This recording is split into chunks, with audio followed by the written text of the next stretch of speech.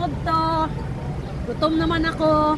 Bago lang po naman halin sa Max FM for a radio interview.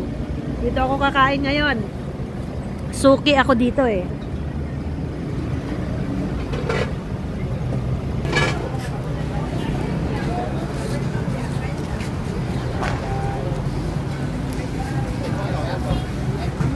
So, nandito ako sa Hinalang. Marami namang suki ito. Dito lang to located. Harap mismo ng Hadi Hotel. Yan. Suki ako dito. Lagi ako kumakain dito. This is a non-pork establishment.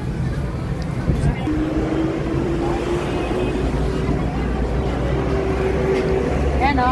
Marami kayong choices. Pero siguro ito kukuha bing isa.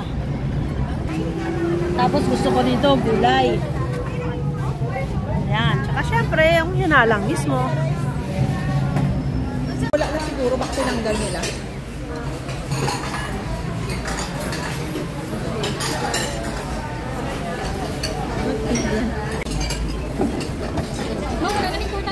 So it's lunchtime. Alam niyo naman ako, hindi ako picky eater. So, okay sa akin kahit saan. Ang importante, gusto ko yung kinakain ko. At ngayon, nandito ako sa Hinalang. Ayan, suki ako dito.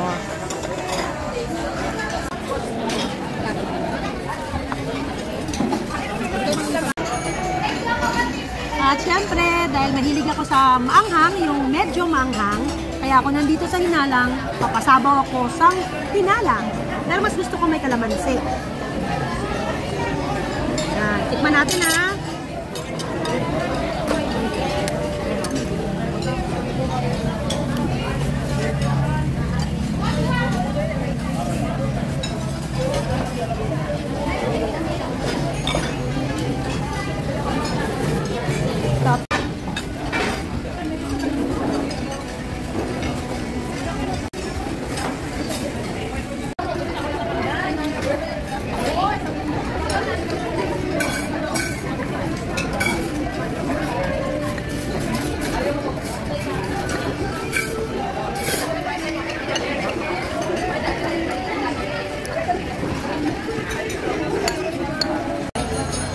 Ayan, busog na po ako. Sulit na sulit.